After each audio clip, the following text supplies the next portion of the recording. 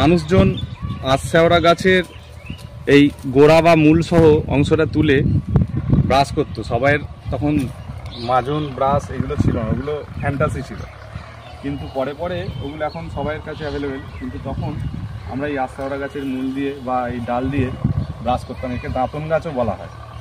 এর বিজ্ঞানসম্মত নাম গ্লাইকোসিস।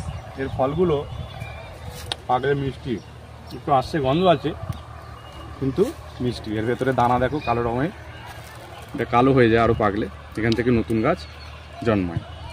আঁশশেওড়া গাছের পাতার রস, এটা একটা ঔষধি গাছ। এই গাছের পাতার রস আমাদের অজীর্ণ রোগে উপকার হয়। পাতার রস বা মূলের চূর্ণ কৃমিনাশক। আর আমাদের শরীরে ত্বকে যদি কোনো র্যাশ জাতীয় সমস্যা হয় তাহলেও কিন্তু এই গাছের মূল ব্যবহার করা হয়, বা মূল চূর্ণ বা পাতার অংশ ব্যবহার করা হয়। বর্তমানকালে আঁশশেওড়া গাছের পরিমাণ রাস্তার ধারে আগে প্রচুর পরিমাণ হতো, এখন পার্থেনিয়ামের জন্য এর পরিমাণ অনেক কমে গেছে।